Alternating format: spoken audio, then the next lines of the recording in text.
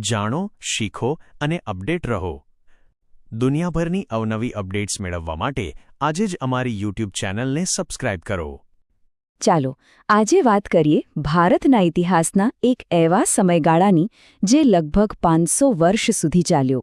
હા, આપણે વાત કરી રહ્યા છીએ રાજપૂત યુગની. એક એવો સમય જેની શૌર્યગાથાઓ આજે પણ આપણને રોમાંચિત કરી દે છે અને જેણે ભારતનો નકશો જ બદલી નાખ્યો હતો. પણ સવાલ એ છે કે આ રાજપૂત યુગ એ આખરે હતો શું? કોણ હતા આ લોકો? કેવી રીતે એમણે આટલા લાંબા સમય સુધી શાસન કર્યું? ચાલો આ બધા જ સવાલોના જવાબ શોધવા માટે ઇતિહાસના પાના ઉથલાવીએ. તો આજના આ વિશ્લેષણમાં આપણે શું શું જોવાના છીએ?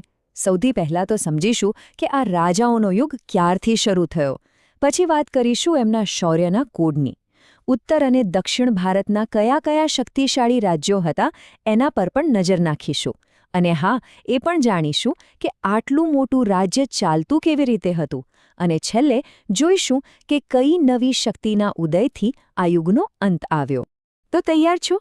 ચલો શરૂઆત કરીએ આપણા પહેલા મુદ્દાથી, રાજાઓનો યુગ. અને એ પણ કોઈ 10-20 વર્ષ નહીં, પૂરા 500 વર્ષનું શાસન. વિચારો કે એક વિશાળ સ્ટેજ પરથી બે મોટા કલાકારો એક સાથે ચાલ્યા જાય તો શું થાય? સ્ટેજ ખાલી થઈ જાય, બરાબર ને?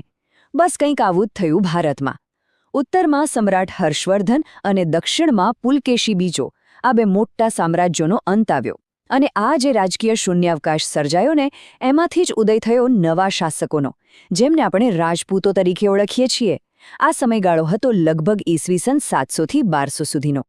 પણ રાજપૂત યુગ એટલે માત્ર રાજા મહારાજાઓ અને લડાઈઓની વાત નથી.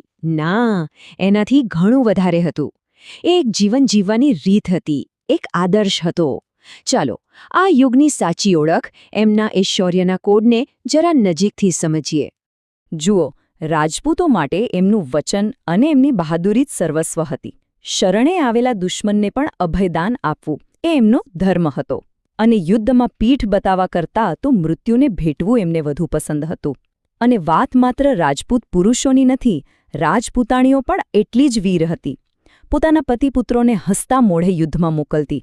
અને જ્યારે આત્મસન્માન પર વાત આવે તો દુશ્મનોના હાથમાં આવવા કરતાં અગ્નિમાં કૂદી પડવું એટલે કે જોહર કરવું એમને મંજૂર હતું. તો આ આખી વાત તો થઈ એમના આદર્શોની. પણ હવે સવાલ એ છે કે એ શાસકો હતા કોણ? કયા કયા રાજવંશો હતા? ચાલો હવે ભારતના નકશા પર નજર ફેરવીએ અને શરૂઆત કરીએ ઉત્તર ભારતના શક્તિશાળી રાજ્યોથી. ઉત્તર ભારતમાં એ સમયે મુખ્યત્વે 4 મોટા રાજવંશોનો દબદબો હતો. એક હતા કનૌજના ગઢવાલ વંશના રાજાઓ, પછી માળવાના પરમાર વંશ, જેમના રાજા ભોજનું નામ તો આજે પણ લોકો આદરથી લે છે.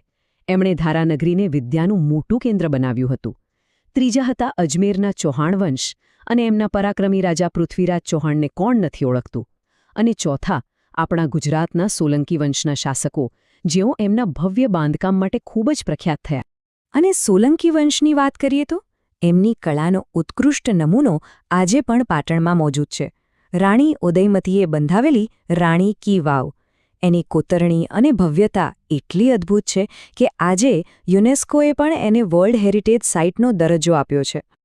તો આ તો થઈ ઉત્તર ભારતની વાત, પણ એનો મતલબ એ નથી કે દક્ષિણ ભારતમાં કંઈ નહોતું. ચાલો હવે નર્મદા નદી પાર કરીને દક્ષિણના રાજ્યો પર એક નજર કરીએ. દક્ષિણમાં પણ મોટા સામ્રાજ્યો હતા, જેમ કે દખ્ખણના ચાલુક્ય વંશ, પછી રાષ્ટ્રકૂટ વંશ, જેમાં ગોવિંદ ત્રીજા જેવા પરાક્રમી રાજાઓ થયા. પણ આ બધામાં ચોલ વંશ ખરેખર ખાસ હતો. કેમ? કારણ કે એમની પાસે એ જમાનામાં એક શક્તિશાળી નૌકાદળ હતું અને ગામડાઓ સુધી એમની શાસન વ્યવસ્થા એકદમ સચોટ હતી. સારું, આટલા બધા રાજ્યો અને આટલા મોટા સામ્રાજ્યો, પણ આ બધું ચાલતું કેવી રીતે હતું? એમનો વહીવટ કેવો હતો? પૈસા ક્યાંથી આવતા હતા?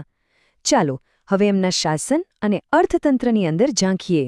જુઓ, શાસનનું કેન્દ્ર તો રાજા જ હતા. અને મોટાભાગે રાજાનો દીકરો જ રાજા બનતો, પણ એ જરૂરી નહોતું કે મોટો દીકરો જ બને. રાજાને મદદ કરવા માટે મંત્રીઓ હતા, જેમ કે અમાત્ય જે રાજકીય સલાહ આપતા અને સચિવ જે યુદ્ધ અને સંધિ જેવા મહત્વના નિર્ણયોમાં મદદ કરતા. પણ સૌથી રસપ્રદ વાત એ છે કે એમનું શાસન ખાલી રાજમહેલ પૂરતું નહોતું. છેક ગામડાના સ્તર સુધી એમની વ્યવસ્થા ગોઠવાયેલી હતી. દરેક ગામમાં ગ્રામ પંચાયત હતી, જેના વડા મુખી કે સરપંચ કહેવાતા. અને આ સિસ્ટમને સૌથી સારી રીતે લાગુ કરી હતી ચોલ શાસકોએ. તો રાજ્ય ચલાવવા માટે પૈસા ક્યાંથી આવતા? મુખ્ય આવક હતી જમીન પરનો કર, જેને ભાગ કહેવાતો. નિયમ બહુ સરળ હતો. ખેડૂત જે પણ અનાજ પકવે એનો 6ઠ્ઠો ભાગ રાજાને કર તરીકે આપવાનો. અને આ જ કર રાજ્યના અર્થતંત્રની કરોડરજ્જુ હતો. બધું બરાબર ચાલી રહ્યું હતું. રાજ્યો સમૃદ્ધ હતા, શાસન વ્યવસ્થા ગોઠવાયેલી હતી. પણ ઇતિહાસ હંમેશા એક સરખો નથી રહેતો. હવે આપણે એવા સમયની વાત કરીશું જ્યારે પરિવર્તનના વાદળો ઘેરાયા અને બહારથી આવેલા સંઘર્ષોએ બધું જ બદલી નાખ્યું. આ રાજપૂત રાજ્યોની ધન સંપત્તિ અને તાકાતની ચર્ચાઓ દૂર દૂર સુધી થતી હતી. અને સ્વાભાવિક છે કે આવી સમૃદ્ધિ પર બીજાઓને નજર પડે. ઉત્તર પશ્ચિમ દિશામાંથી આવેલા આક્રમણકારોની નજર ભારતની આ સંપત્તિ પર હતી. અને પછી 2 એવી ઘટનાઓ બની જેણે ઇતિહાસનો આખો માર્ગ જ બદલી નાખ્યો. પહેલો મોટો ઝટકો લાગ્યો ઈસવીસન 1025-26માં, જ્યારે મહમૂદ ગઝનીએ સોમનાથ મંદિર પર આક્રમણ કરીને લૂંટ ચલાવી. અને બીજો અને નિર્ણાયક વળાંક આવ્યો તરાઈના યુદ્ધમાં, જ્યાં શાહબુદ્દીન ઘોરીએ પૃથ્વીરાજ ચૌહાણને હાર આપી. આ હાર માત્ર એક રાજાની હાર નથી. આ યુદ્ધોનું પરિણામ એ આવ્યું કે ભારતમાં દિલ્હી સલ્તનતની સ્થાપના થઈ.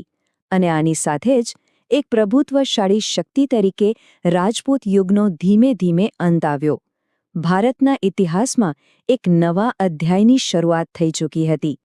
ભલે રાજપૂત શાસનનો અંત આવ્યો, પણ એમનો વારસો, એમની બહાદુરી, એમની કળા, એમની શાસન પદ્ધતિ એ સદીઓ સુધી ભારતીય સંસ્કૃતિમાં જીવંત રહ્યો.